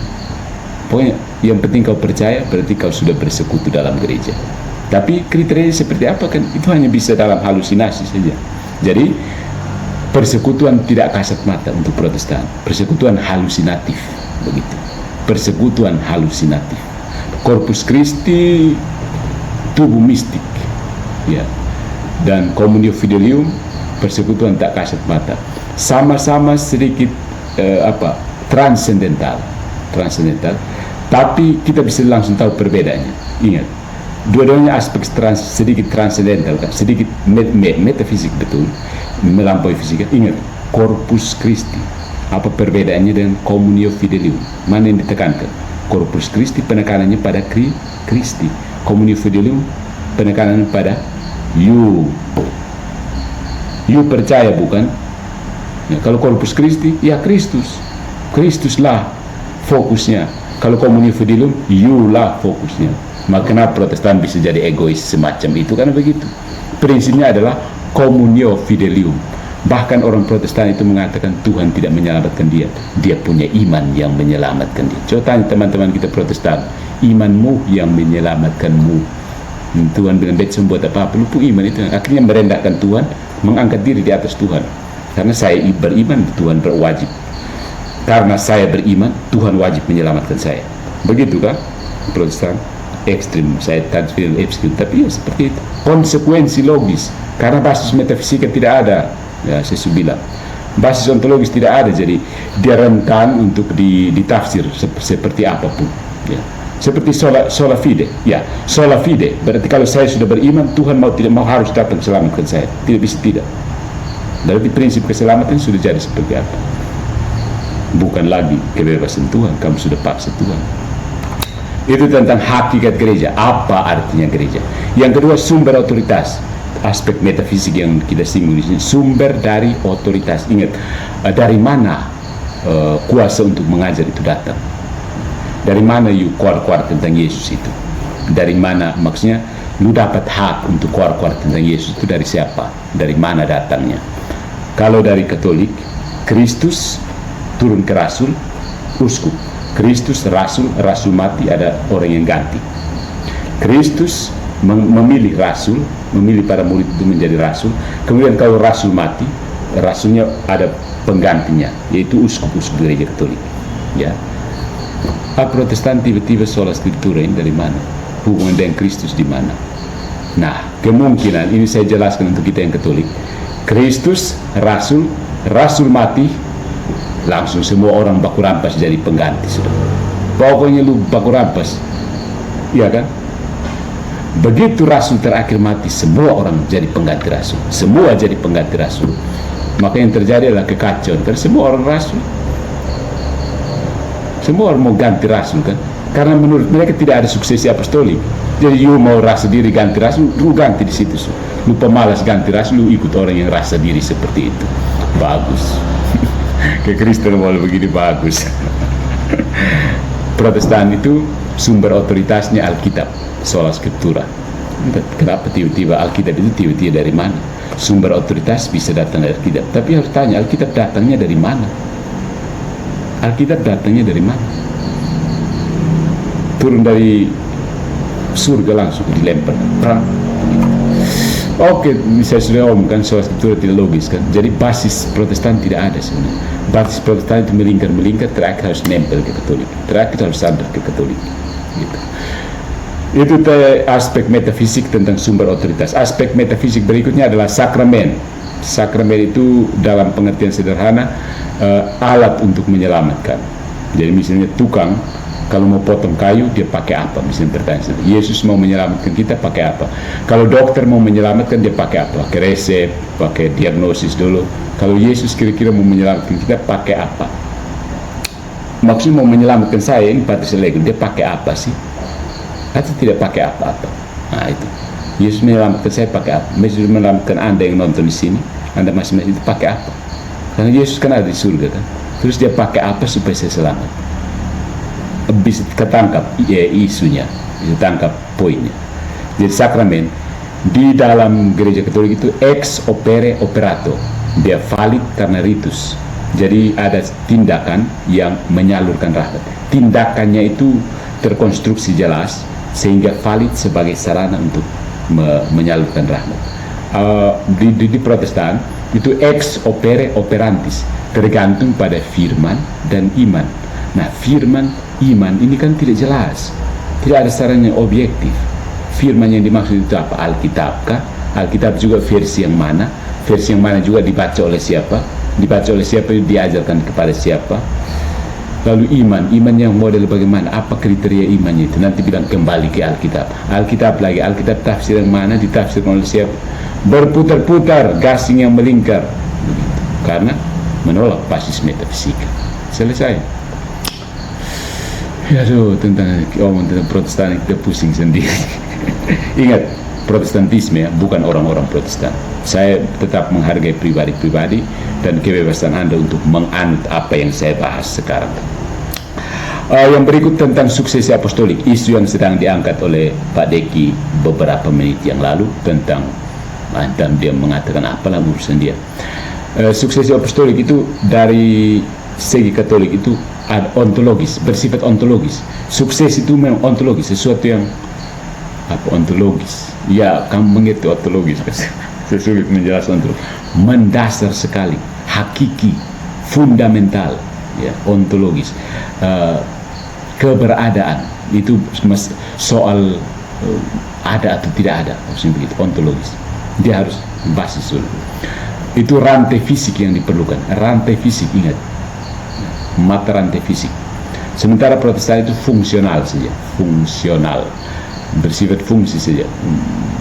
Cukup ajarannya rasuli, oke, itu sudah suksesi apostolik menurut mereka. Ketika mereka mengajarkan ajaran yang sama seperti yang diajarkan para rasul, itu mereka sudah bisa mengklaim suksesi apostolik. Jadi suksesi dalam arti mereka ya suksesi fungsional, hanya berfungsi seperti yang dulu. Tidak ontologis, secara ontologis tidak ada. Tidak ada basis metafisika, karena memang mereka tahu bahwa tidak ada basis metafisika. Mereka sudah terlempar dari metafisika. Ya, fondasinya yaitu gereja yang sah itu sendiri. Kemudian tentang imamat, aspek metafisik berikutnya imamat.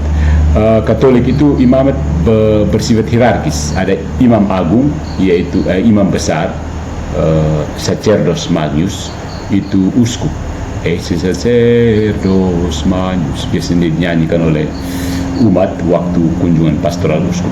Sacerdos magnus, imam besar, imam agung dalam pengertian analogis dengan Kristus sebagai imam agung, Kristus sebagai imam besar. Ini partisipasi lagi. Kita bicara partisipasi, Protestan akan blank. Kemudian uskup, imam dan diakon kan, itu dicatat sudah sejak Konsil Nicea.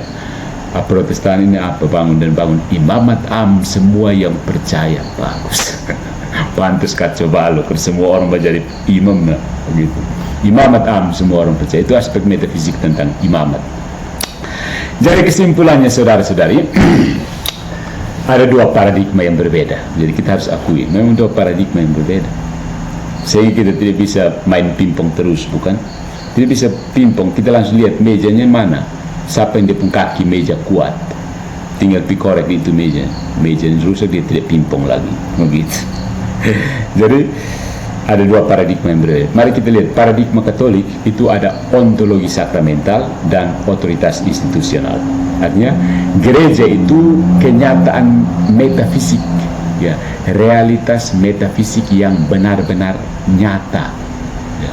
Dia benar-benar nyata, bukan hanya halusinasi invisible, itu hanya kumpulan orang percaya doang.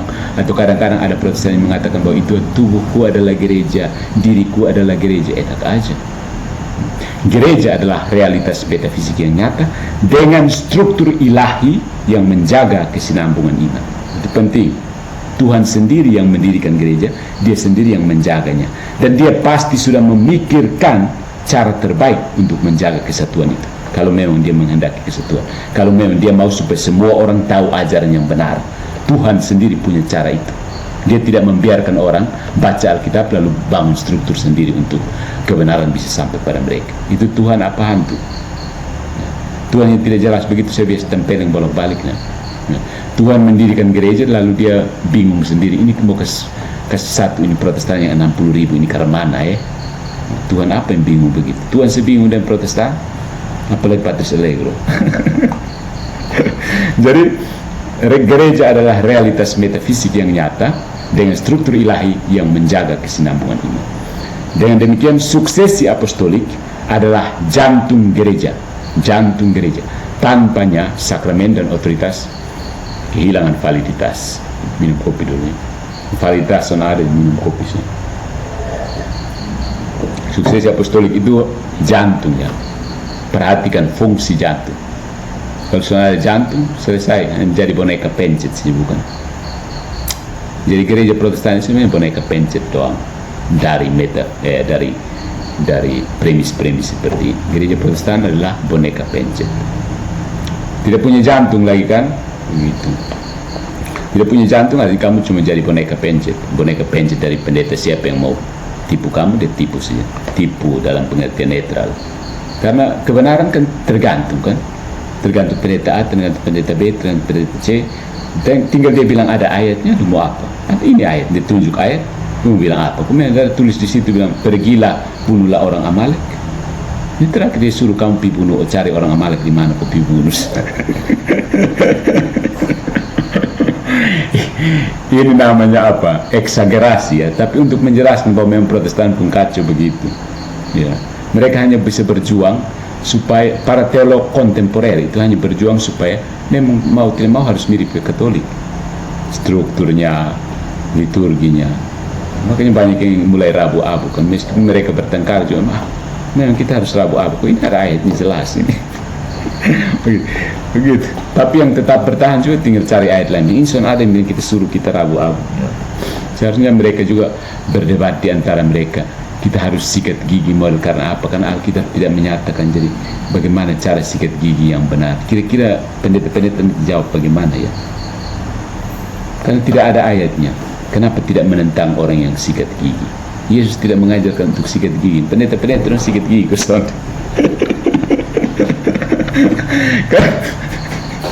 Kalau baca Alkitab Albert Rumampu dan DN Pak Pendeta MDN mereka di Alkitab sana ada tata cara sikat gigi, kamu sikat gigi kosong.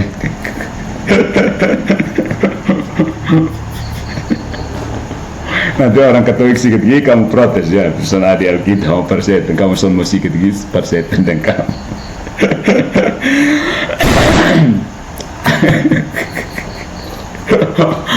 Oke, itu tentang suksesi apostolik adalah jantung gereja. Tanpanya sakramen, otoritas, kehilangan validitas. Nah, itu dari Katolik kan, Katolik gereja itu realitas metafisik. Suksesi apostolik jantung dari gereja, metafisik. Yang kedua Protestan, otoritas firman dan kebebasan rohani. Kata-kata ini semacam magic bagi Protestan, kebebasan. Untuk mereka itu orang Katolik yang tunduk itu mereka rasa aneh. Ya. Padahal Kristus sendiri mengajak tunduk kepada bapa dan mamanya di dunia. Kristus tunduk kepada Kayafas. Kristus tunduk kepada Pilatus. Untuk mereka tunduk itu aneh sekali. Mereka harus bebas melayang. Bebas. Kebebasan tidak sama dengan kebenaran, saudara. Kebebasan langsung pagar, bukan sama dengan tapi pagar kebenaran. Otoritas firman dan kebebasan rohani. Bagi mereka Protestan, gereja adalah persekutuan rohani. Jadi persekutunya rohani doang. Jadi Degengaris itu percaya bahwa dia itu bersekutu dengan ini siapa? Joshua Teu. Bersekutu secara rohani. Di mana Alkitab menjadi satu-satunya otoritas. Iya kan? Dosoteu juga baca Alkitab, Dekingares juga baca Alkitab. Mereka bersekutu dalam Alkitabnya, mereka bersekutu di sola skripturanya, dan mau isinya seperti apa dosen peduli. Tuhan Yesus satu matono, satunya melenggang, dosen peduli. Yang penting kita sola skriptura ya. Oke gas. Tinggal kalau ketemu ke mana sola skriptura kok? Iya sola skriptura. Oke gas. Ternyata di sana bilang Yesus bukan Tuhan, di sini Yesus Tuhan. Tapi sama-sama sola skriptura kan? Enggak, yang penting sola skriptura kita bersekutu rohani. Gitu. Jadi gereja adalah persekutuan rohani. Kemudian karena itu suksesi apostolik dianggap sebagai konstruksi manusia. Karena kan gereja itu hanya rohani sih. Terus suksesi apostolik ini apaan? Ada satu akun TikTokers yang selalu katanya kalau gereja adalah persekutuan rohani, suksesi apostolik itu apaan? Ya kan? Ini tahu, ini pasti nonton, ini siapa? Koping Sleep ya, begitu Saka Lelogam ya. Kalau gereja adalah persekutuan rohani, pasti konsekuensinya suksesi apostologis apaan? Suksesi apostolik apaan? Dianggap sebagai konstruksi manusia karena yang utama adalah pengajaran Alkitab yang murni. Lihat ini kata-kata yang menghipnotis banyak orang kan. Protestan pencara hipnotis banyak orang itu ngeri. Alkitab yang murni dari Hong Kong. Alkitab yang para Alkitab kita datang diterima oleh gereja, tidak ada salinan, tidak, kita hanya terima salinan, tidak ada teks asli. Gitu.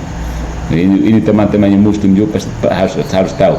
Kamu mau jadi putar balik untuk katakan bahwa tidak ada teks asli Alkitab, terserah. Tidak ada teks yang asli, tidak ada. Yang ada itu salinan dari salinan. Jadi bukan Alkitab dasar kebenaran, bukan sampai sini pas. Ada begitu banyak ribuan varian teks yang dikumpulkan oleh gereja. Gerejalah yang menetapkan ajar, bukan Alkitab. Selesai. Jadi sola skriptura saya bantai malam ini, bantai sampai habis. Sudah banyak bukti bahwa sola skriptura tidak lolos. Ya.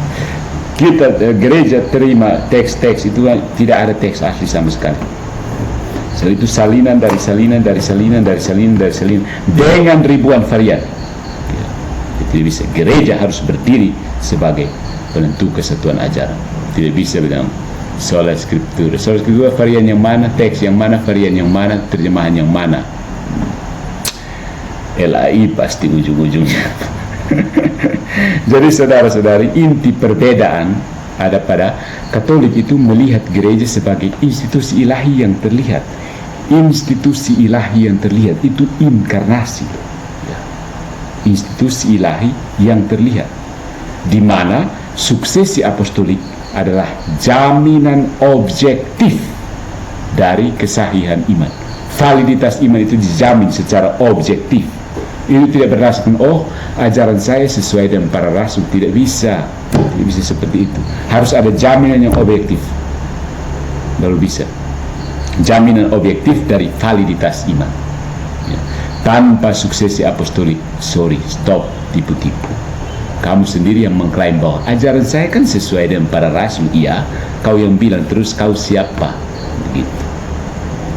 Protestan itu Katolik. Protestan melihat gereja sebagai komunitas rohani, di mana firman Allah bukan struktur manusia yang menjadi penentu kebenaran. Absurd bukan?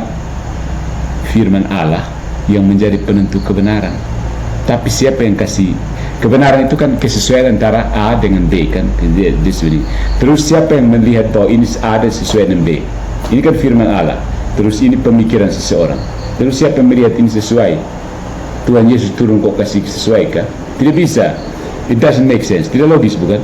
Jadi Protestan melihat gereja sebagai komunitas rohani di mana firman Allah yang menjadi penentu kebenaran. So, ini kan sesuatu yang mau diukur. Norma-norma, tak apa norma-norma itu istilah buatan Protestan. Jadi mau untuk dijadikan ukur, siapa yang berdiri untuk mengukur? Kalau yang sementara mau diukur, terus siapa yang lihat secara objektif? Tidak ada kan? Makanya Protestan terfragmentasi, tidak heran. Gitu. Terus terlalu dengan sola skriptura menjam, tidak. Sola skriptura itu blueprint kekacauan Protestantisme. Ya. Soal Skriptura itu blueprint kekacauan Protestantisme. Tidak usah menyangkal itu memang seperti itu. Kalaupun ada menyangkal juga hanya varian kecil yang mencoba untuk menepis begitu, membenarkan diri. Ya. Gitu. Protestan melihat gereja sebagai komunitas rohani di mana firman Allah bukan struktur manusia yang menjadi penentu kebenaran. Ya. Nah, masalahnya adalah siapa yang menyatakan bahwa ada kesesuaian antara firman Allah dengan tafsiran Pak Pendeta? Siapa yang menunjukkan itu? Roh Kudus kah? Roh bertiup kemana ia mau. Tapi Roh Kudusnya seperti apa? Mana realitas objektif yang menunjukkan ada kesesuaian antara firman Allah dan tafsiran Pak Pendeta X? Siapa yang lihat bahwa itu tidak ada tersalah sedikit? Tidak ada kan? So, how do you know your interpretation is right or correct? How do you know? Terbakar di dada. Burning in the bosom. Oke. Jadi saudara-saudariku, kita menyimpulkan perdebatan tentang suksesi apostolik bukan sekedar persoalan sejarah. No. Tetapi perbedaan mendasar, perdebatan ini ada pada perbedaan mendasar dalam memahami apa itu gereja, hakikat gereja, apa itu otoritas, hakikat otoritas, dan apa itu karya keselamatan Allah. Itu penting. Jadi perbedaan terhadap pemahaman ini itulah menjadikan perdebatan tidak berujung. Itu yang kenapa main pingpong terus. Jadi orang yang tidak belajar mendalami ke bawah, dia akan terhukum untuk main pingpong. Pingpong capek berhenti. Ya. Nah, sekarang kalau memang sudah ada, ya memang ada, artinya sekarang sampai begini, saya mengajak kita begini. Oke, kalau begitu memang ada dua perspektif yang berbeda kan. Kita tidak usah menyatakan mana yang benar. Ya, tanggapan relativisme. Sudah nanti kita mati sih kalau kita tahu perspektif mana yang sejalan dengan kehendak Tuhan kan. Oke, maksud untuk kita terima dulu seperti for the sake of argument. Oke. Nah, sekarang kritik utama Katolik terhadap Protestan dalam hal suksesi apostolik. Kritik utamanya apa sih? Begitu. Kenapa sampai Protestan garuk-garuk orang Katolik? Berhenti, itu salah. Begitu. Mulai gosok-gosok, kalau mau gosok-gosok terus, gosok terus. Begitu. Gereja Katolik memiliki beberapa keberatan mendasar terhadap penolakan Protestantisme terhadap suksesi apostolik, dan kritik-kritik ini bersifat teologis, historis, dan metafisik, menyentuh inti perbedaan antara kedua tradisi. Yang pertama, kritik teologis. Protestantisme memutus diri dari gereja asli. Itu fakta. Protestantisme memutus diri dari gereja asli. Penolakan terhadap struktur ilahi gereja. Katolik, Yesus mendirikan gereja sebagai institusi yang terlihat dalam Matius bab 16 ayat 18-19 dengan Petrus dan para rasul sebagai pemimpin. Protestan menolak otoritas hierarkis dan menggantikannya dengan imamat am orang percaya. Jadi dengan kata lain, begitu rasul mereka Petrus dan para rasul mati, semua orang Protestan jadi pengganti Petrus dan para rasul. Bahaya, ya. Bahaya sekali. Makanya Protestan, saya bilang apa? Protestantisme itu berbahaya untuk Kristen. Kritik Katolik, jika Protestan benar, maka Yesus gagal menjaga gerejanya karena tidak ada otoritas yang konsisten selama 1500 tahun sebelum reformasi. Ya. Gereja yang tak kelihatan, invisible, dari Protestan itu adalah konsep yang tidak alkitabiah. Nanti mereka pungut dari mana? Gereja yang tidak kelihatan. Itu konsep dari mana ya Pak Pendeta dong? Konsep yang tidak alkitabiah. Alkitab selalu menggambarkan gereja sebagai komunitas yang terorganisir. Kisah para Rasul bab 15, 1 Timotius bab 3. Ya. Itu yang pertama. Penolakan Protestan terhadap struktur ilahi gereja. Yang kedua, penolakan terhadap ex opere operato, kuasa sakramen yang objektif. Ingat, ini sesuatu yang objektif saja ditolak demi subjektivitas. Oke. Jadi penolakan pertama itu tentang gereja, yang kedua itu tentang sakramen. Ini yang mereka menolak ex opere operato. Jadi Katolik sakramen, ekaristi, baptis dan lain-lain itu berlaku karena kuasa Kristus sendiri, kuasa Kristus, bukan karena iman pendeta atau jemaat. Ya, ex opere operato, itu Katolik. Ya. Jadi bukan Pater Allegro-nya atau Alfonso Colo-nya. Jadi Pater Allegro mau gaya ke mana juga, mau berdosa ke mana Pater Allegro juga, sakramen tetap sah karena itu kuasa Tuhan sendiri. Ya. Sementara di Protestan, sakramen hanya valid jika firman diberitakan dengan benar dan ada iman. Ex opere operantis, ini kembali ke ambiguitas. Firman yang benar itu seperti apa dan iman itu seperti apa, masih ambigu, bukan? Jadi kritik Katolik, jika sakramen bergantung pada iman manusia, maka tidak ada kepastian keselamatan. Ya kan? Ini tergantung dari iman manusia. Tidak ada yang pasti, keselamatan tidak pasti, tergantung iman. Iman Pater Allegro atau iman Alfonso Colo. Ya. Berarti tidak ada kepastian keselamatan, tidak ada objektif. Keselamatan tidak objektif. Jadi ini menyinggung isu tentang karya keselamatan Tuhan. Yohanes bab 20 ayat 23 itu, apa yang kau ampuni, diampuni. Ini menunjukkan kuasa diberikan secara objektif. Ingat, objektif kepada para rasul, bukan tergantung kondisi subjektif. Beta beriman ke sana, beta Alkitab benar ke sana. Saudara, objektif. Ya. Semua sekelokat soal itu jangan marah kakak. Penolakan terhadap ex opera operat. Bet orang soal, jangan main gila, bet orang soal. Yang kedua, yaitu penolakan yang pertama itu kritik teologis, ya, kritik teologis. Sampai orang soal tap double ya. Bet orang soal kakak. Mungkin apa? BT pesan di Batu Putih loh. Oke, ya, yang kedua itu tadi kritik teologis, sekarang kritik historis. Protestantisme tidak memiliki garis otoritas yang jelas, ya kan? Protestantisme tidak memiliki garis otoritas yang jelas. Tadi kritik teologis mereka memutus dari gereja yang asli, kritik historis mereka tidak punya garis otoritas yang jelas.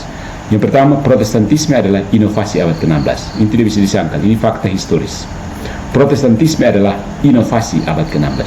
Mereka mau jungkir balik, tidak, sebelumnya begini. No, Protestantisme itu inovasi abad ke-16. Itu karena apa? Kemajuan zaman memang seperti itu, harus melahirkan Protestan. Karena apa? Semangat tadi, penolakan otoritas dan perjuangan kesetaraan. Jadi memang harus muncul Protestan. Orang Katolik sendiri, bukan? Orang Katolik yang terpengaruh dengan gagasan ini. Ya, Protestan itu datang dari mana? Dari orang Katolik sendiri, kan? Orang Katolik lah yang sekarang bertanggung jawab untuk meluruskan Protestantisme.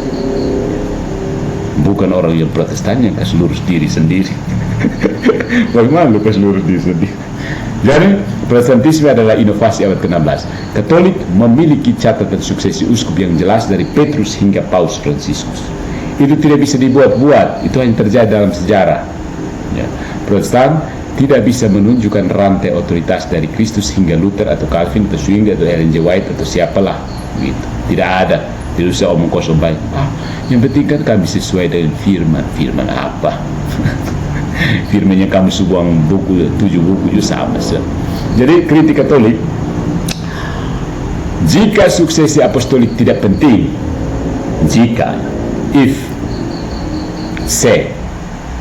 jika suksesi apostolik tidak penting, kenapa Yesus pilih 12 rasul?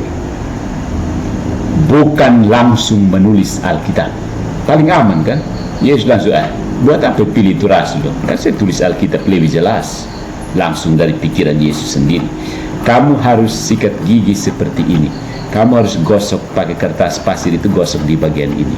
Begitu. Supaya yang jadi mulus, kali ini belum mulus, ini masih kasar. Kamu pakai kertas pasir itu gosok di sini, karena tugas kamu adalah kertas pasir. Jadi jika suksesi apostolik tidak penting, mengapa Yesus memilih 12 rasul, bukan langsung menulis Alkitab? Ini pertanyaan untuk saya. Satu-satunya catatan bahwa Yesus pernah menulis itu adalah menulis di atas pasir, ya, di atas tanah lah, ketika dihadapkan dengan, atau seorang perempuan yang bersih dihadapkan kepadanya.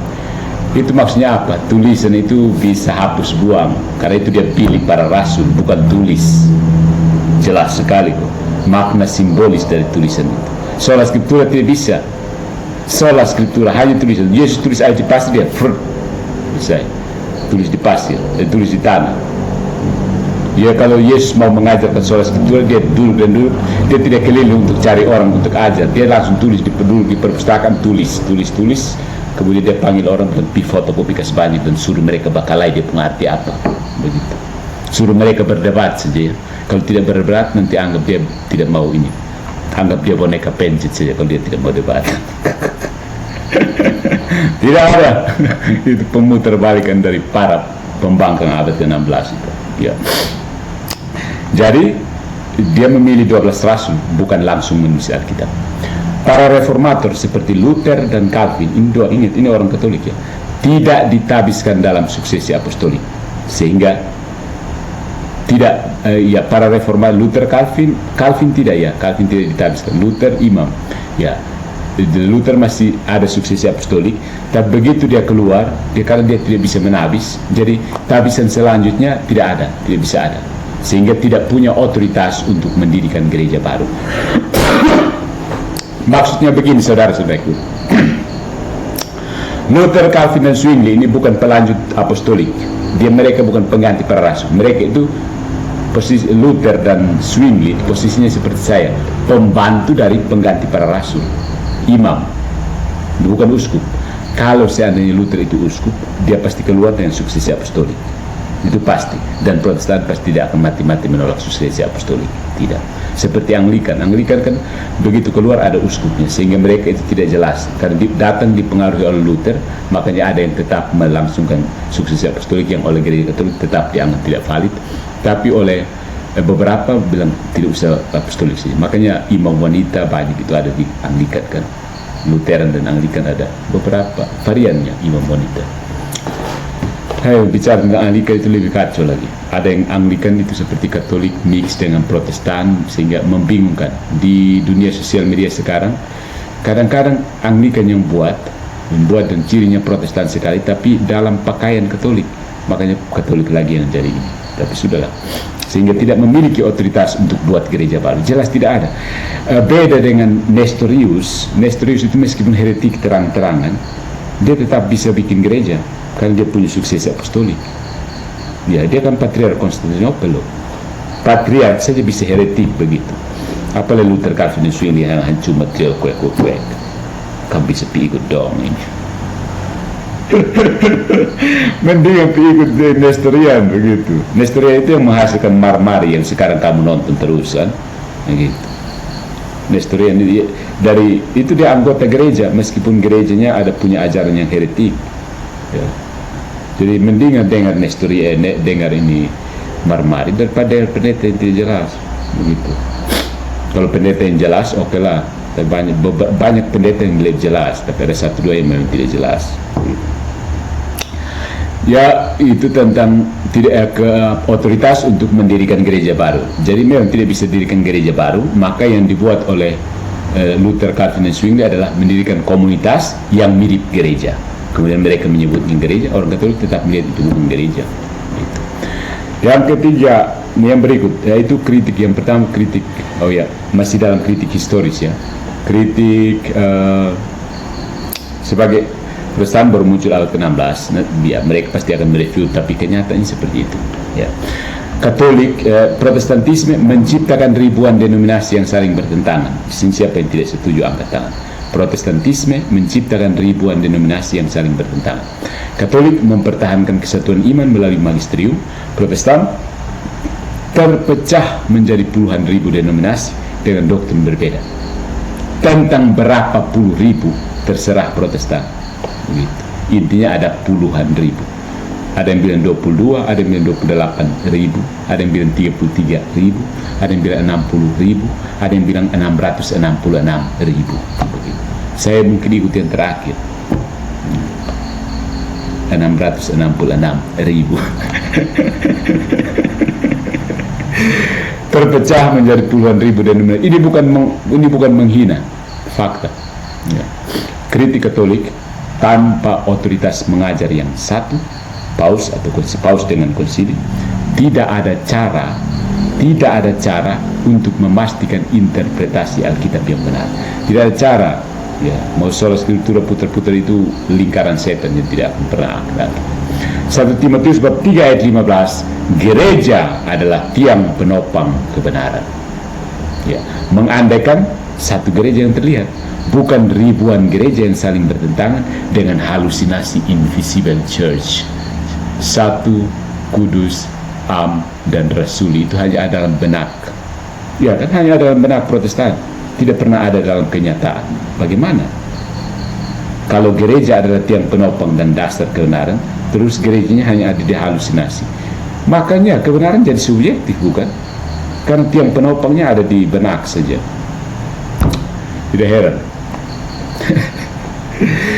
Itu yang jadi kita sudah lihat kritik teologis, kritik historis, kita lihat yang kritik metafisik. Ini penting, saudara. Ini yang dasar, basis. Apa yang terjadi? Kritik metafisik adalah bahwa Protestantisme mengurangi, mendegradasi, mengurangi gereja menjadi hanya ide. Saudara, ini pernyataan. Silakan direview. Protestantisme mengurangi gereja hanya menjadi ide. Penjelasannya yang pertama, gereja bukan hanya persekutuan tidak kasat mata menurut Katolik. Gereja bukan hanya persekutuan invisible communion, no. Ya.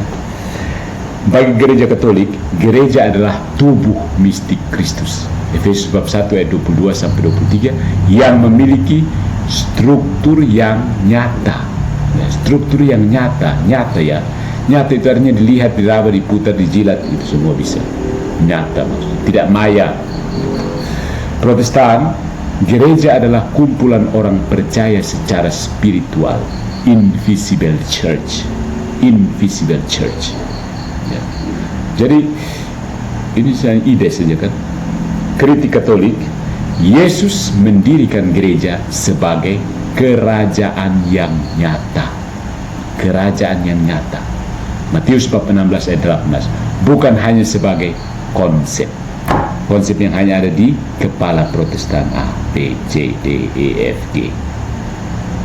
Pengakuan iman itu pengakuan akan gereja yang satu, kudus, katolik, dan apostolik yang dilihat di muka bumi. Mana itu gereja? Itu di situ. Bukan, oh itu kan hanya ada di ini, nanti kita mati baru kita ini. Itu ide. Gereja didegradasi menjadi hanya ide. Ya, konsep doang. Gereja am dari Protestan itu ada gereja ide, invisible. Jika gerejanya hanya invisible atau tidak kelihatan, bagaimana kita tahu mana yang benar? Ini lagi. Ini membuka pintu bagi relativisme. Ini menegaskan pernyataan saya yang sebelum saya diviralkan oleh follower saya. Protestantisme salah satu kerusakannya adalah relativisme.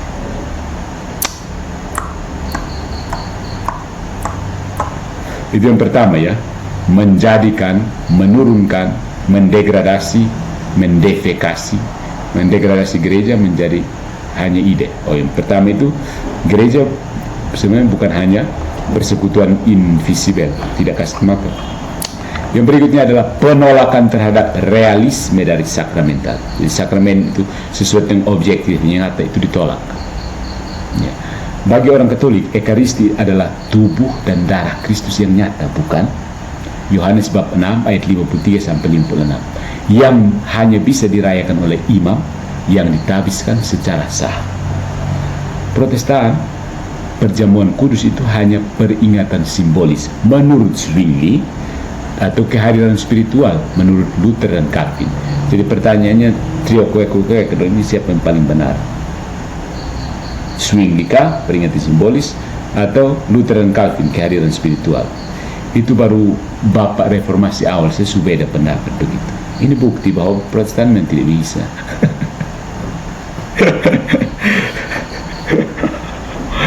Kritik Katolik, jika Ekaristi hanya simbol, maka Yesus berbohong dalam Injil Yohanes bab 6.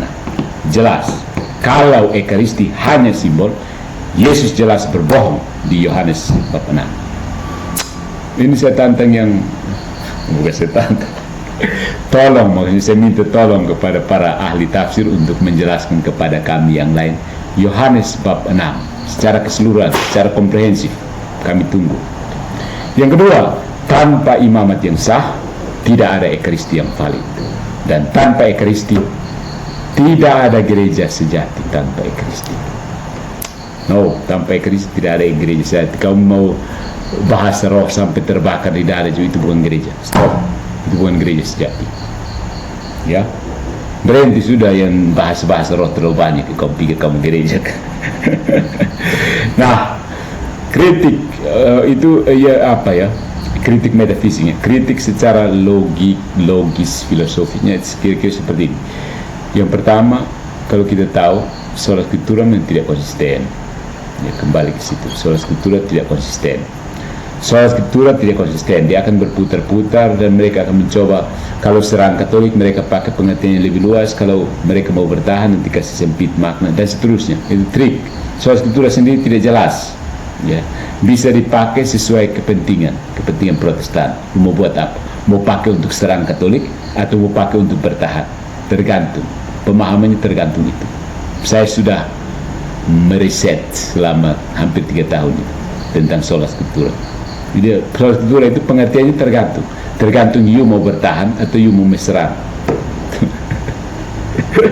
Yang jelas adalah bahwa saudara-saudari, Alkitab tidak mengajarkan sola scriptura. Lu mau bongkar bangkit itu berapa ribu ayat juga tidak ada yang bilang sola scriptura. 2 Tesalonika bab 2 ayat 15, berpeganglah pada tradisi yang kamu terima dari kami, baik melalui perkataan maupun surat. Ini menunjukkan otoritas lisan berupa tradisi sama pentingnya dengan tulisan atau Alkitab. Sama, ya. Bagi Katolik, sola scriptura adalah doktrin yang mengandalkan diri sendiri, seperti orang Protestan yang mengandalkan diri sendiri. Self-refuting, ya, saya bilang apa? Mengandalkan diri sendiri ke apa? Sola scriptura itu benar karena Alkitab mengatakan seperti itu. Itu sampai terputar kok. Jadi itu kalau kamu lebih paham self-refuting, pernyataan saya ini benar karena saya mengatakan bahwa benar. Begitu kamu percaya kan? Jadi sola scriptura itu benar karena Alkitab mengatakan sola scriptura. Jadi pernyataan saya sekarang ini benar karena saya mengatakan benar. Terus apakah itu bukan self-refuting? Jadi Alkitab sendiri tidak pernah mengatakan hanya Alkitab yang berotoritas. Jadi memang tidak ada. Mereka mau mencoba mengatakan memang Alkitab itu mengatakan, tapi ternyata Alkitab juga tidak orang bilang Alkitab benar. Ada banyak self-refuting kalau dalam hubungan dan agama lain, tapi biar kita bahas. Argumen self-refuting itu paling enak kalau kita tetapkan di sebelah, hancur mina. Karena Alkitab sendiri tidak pernah menyatakan hanya Alkitab yang berotoritas. Itu masih tentang kritik logis filosofisnya. Sola scriptura menyebabkan subjektivisme. Lu mau bertahan karena maju, itu konsekuensi nyata. Sola scriptura menyebabkan, ingat, kausalitasnya, hubungan kausalitasnya jelas. Jika A maka B, jika sola scriptura maka subjektivisme. Tanpa magisterium, setiap orang bebas menafsir Alkitab sesuai dengan pemahamannya sendiri. Sudah pasti. Kamu bilang tidak, itu Roh Kudus sendiri yang menjaya. Roh Kudus Erastus, Roh Kudus Yesua, dan Roh Kudus DN. Itu kira-kira Roh Kudus mana yang paling geng? Suruh mereka datang. Kalau suruh Roh Kudusnya datang, supaya saya tanya satu-satu, itu Roh Kudus. Benar Roh Kudus kah atau roh apa? Jadi silakan. Roh Kudus yang membimbing DN, dan Roh Kudus yang membimbing Yesua, dan Roh Kudus yang membimbing Erastus, Roh Kudus yang membimbing Almof, Roh Kudus yang membimbing Hengki Dano. Suruh Roh Kudusnya yang datang. Saya langsung berhadapan Roh Kudus. Pribadi manusianya tidak usah kamu lanjutkan. Suruh utus Roh Kudusnya ke sini supaya seperti itu. Apakah ini penghinaan terhadap Roh Kudus? Oh my God, no. Karena Roh Kudus tidak mungkin seperti itu, menabrak dirinya sendiri. Roh Kudus tidak kontradiktif. Roh Kudus tidak menabrak diri. Roh Kudus tidak kacau macam ajaran kacau Protestantisme. So, sola scriptura menyebabkan subjektivisme. Hasilnya adalah, ya, tanpa magisterium setiap orang bebas menafsirkan Alkitab sesuai pemahamannya sendiri. 2 Petrus bab 2 1 ayat 20. Hasilnya puluhan ribu denominasi yang disangkal oleh Protestan sampai hari ini. Menyangkal dia, persetan kamu menyangkal. Puluhan ribu denominasi Protestan yang saling bertentangan, ya kan? Puluhan ribu kan? Kau hitung kok, pemalas hitung, Tuhan sepemalas dan kamu. Kesimpulan utama saudara-saudariku untuk malam ini, kritik utama Katolik terhadap Protestantisme, bukan kebenciannya. Yang pertama, Protestantisme memutuskan diri dari gereja yang didirikan Kristus, sehingga tidak memiliki otoritas apostolik yang sah. Yang kedua, tanpa suksesi apostolik, sakramen-sakramen Protestan diragukan validitasnya, terutama Ekaristi.